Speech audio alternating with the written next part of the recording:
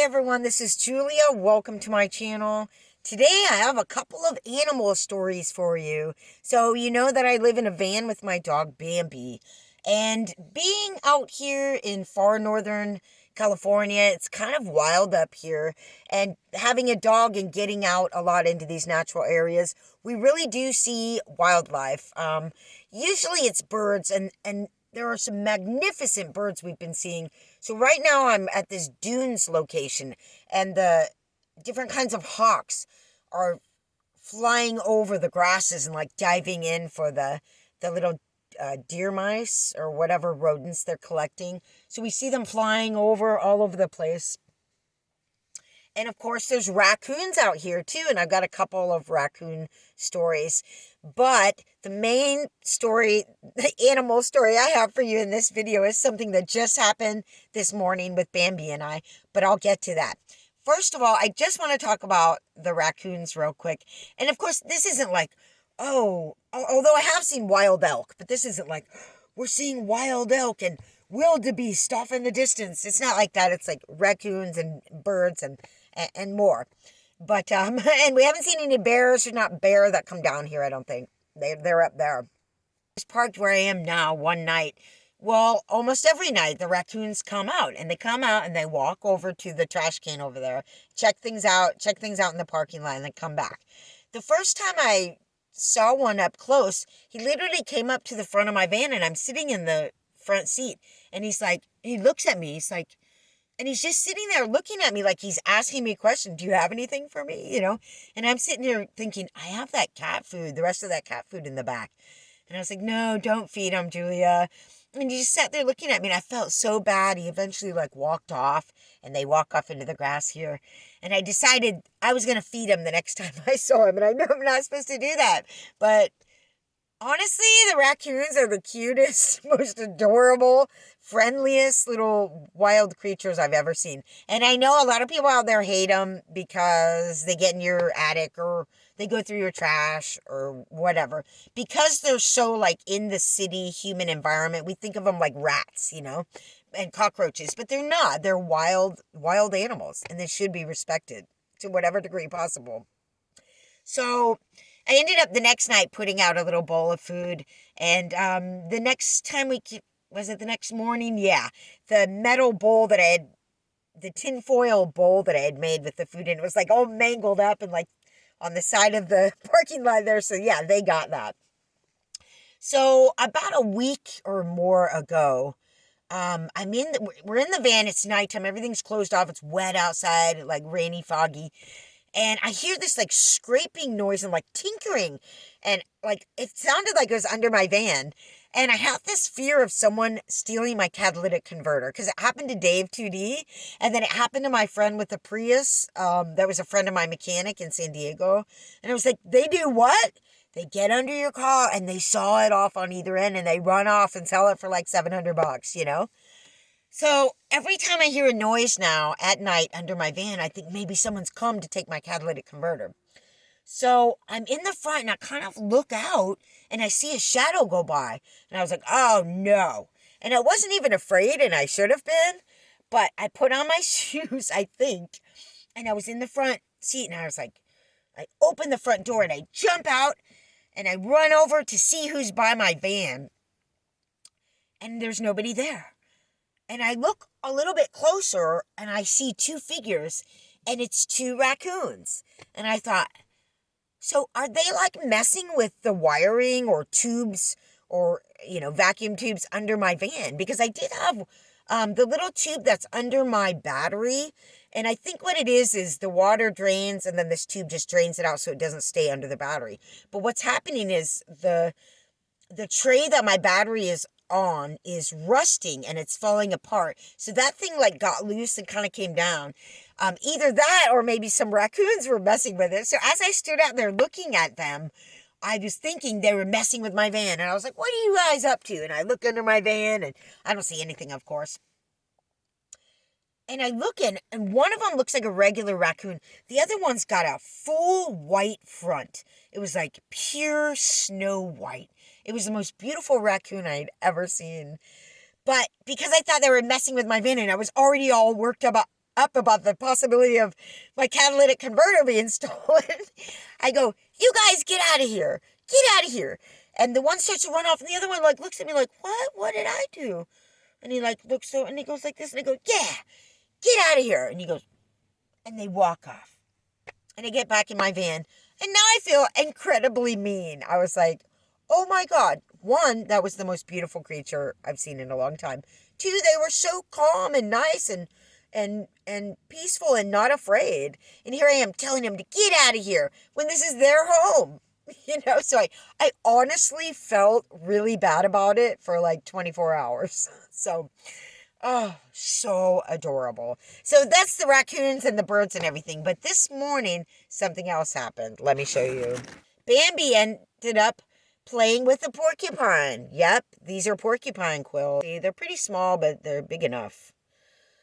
We're in this natural dune environment, and we know there's porcupines here because we came upon one before. I was just watching it off in the distance, like, what is that? I couldn't figure out, was it a bunny rabbit? Was it a beaver? And Bambi was like off her leash. So Bambi gets to go off her leash where I can see where she is. And honestly, I need to let her run. She's a Belgian Malinois Shepherd dog living in a van. I mean, she needs to run. She needs to get out. And one time she was down on the beach, the first time I saw him, he was so involved in what he was doing that I kind of like, I wanted to see him more, and Bambi was down there, so it was fine. So I crept up, and I was trying to see him, and so I crept up more and more. Finally, like, he poked his head up, like, what are you doing? And I was like, you're beautiful. Okay, I'll go now. I must have been 6 feet away from him. So from that point on, I was really aware of the raccoons.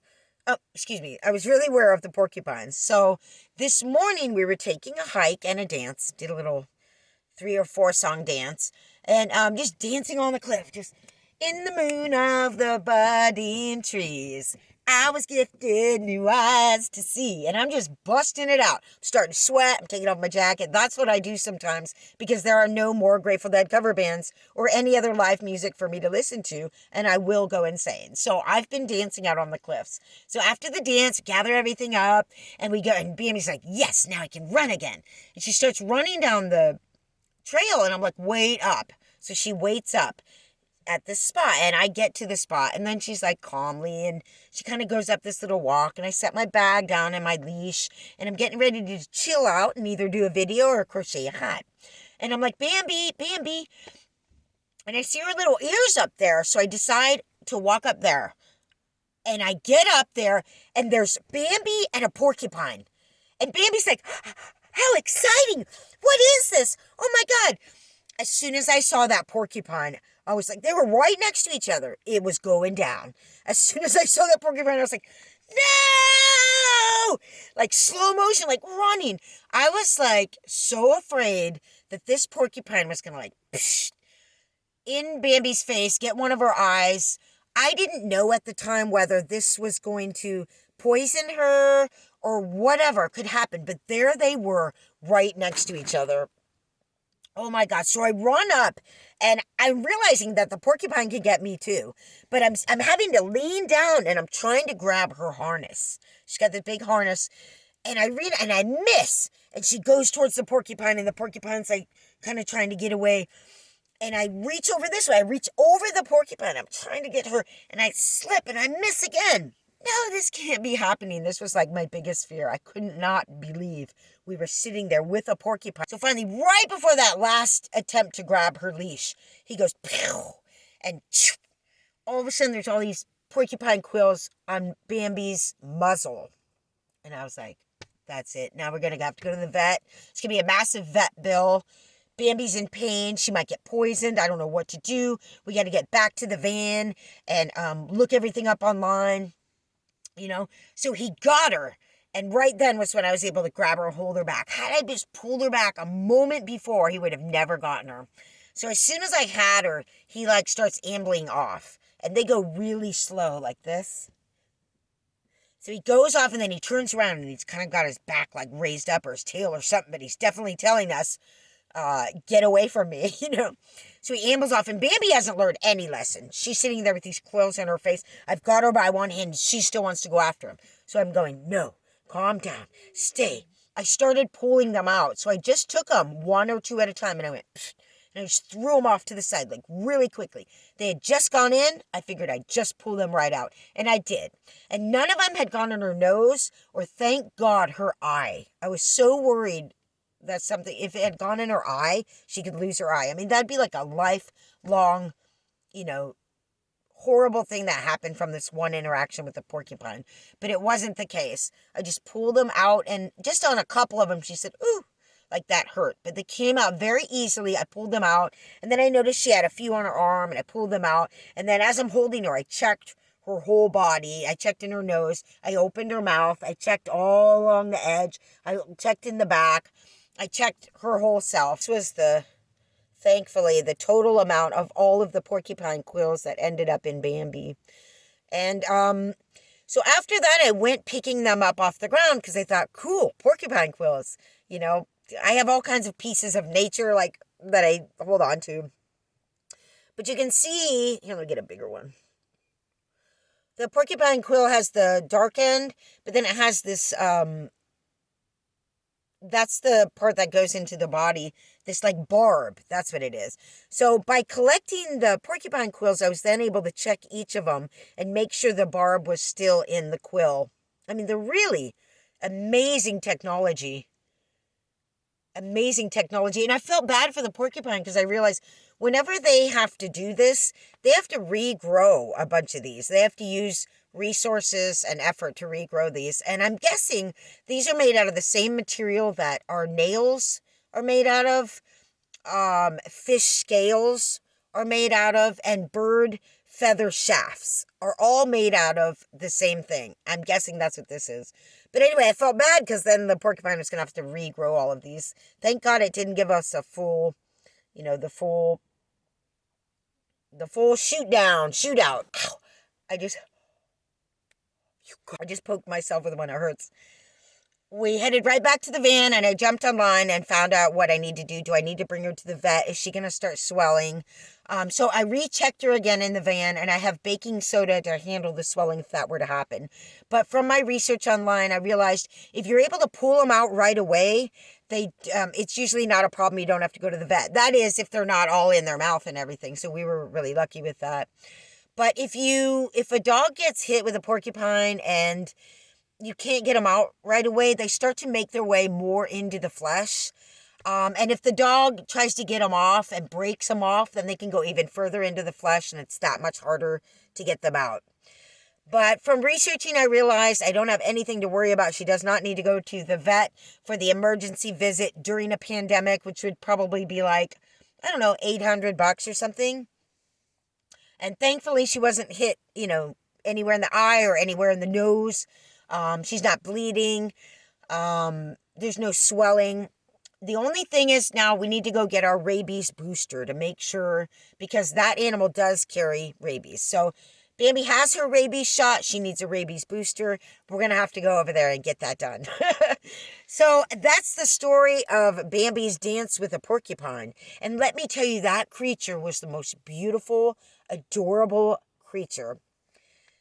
It had walked off initially, but as I was like getting them out of her and collecting them and just calming down or like what just happened, it started coming back. And Bambi was like, oh, I was like, no.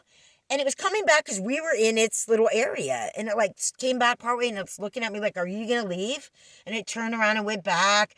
And then it came back again. I was like, all right, we got to leave. So that's when we left. But I got a chance to really look at him and how he was walking. And he was just walking like so slow. So slow that I thought, did Bambi hurt him, his arm? Because the arm is just so slow. His little face was so thin. His eyes were directly forward, just like mine. And just a little tuft of like hair and spines. It was a really adorable, beautiful, unique earthling. So all in all, even though it was scary, and I have to be super careful now with her on her leash, we're going to have to find new places to run.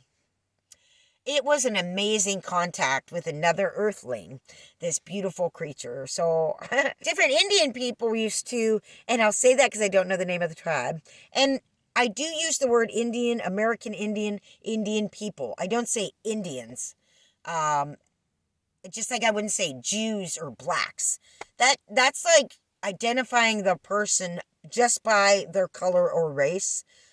If you want to, explain that this happens to be a black person, don't call him a black, call him a black person. So you're now identifying a person who is black. They're not a black. They're not a Jew. They're not an Indian. They're an Indian person, Indian people, an American Indian. And I use that term instead of Native American because Native American, I know we're supposed to use that term, and I sometimes do. Here is a term that the same white people that did all this to the Indian people came up with. Now we're going to call you Native Americans. They didn't come up with that name themselves. And it almost like removes the history of what happened to the Indians. The whole history of the 1800s, the killing off of the buffalo, the massacres that occurred, the lies, the deceit, the broken treaties, all of that happened to Indians, not Native Americans. Native Americans are people we love and enjoy. It's like, that's why I'd like to use the word Indian people, because these people have been Indian people since like the 1600s. Now, a much better thing, as I mentioned, would be to call people by their tribal name, such as Sioux.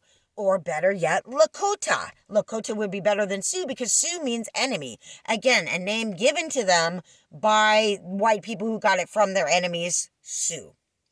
So yes, tribal names are better.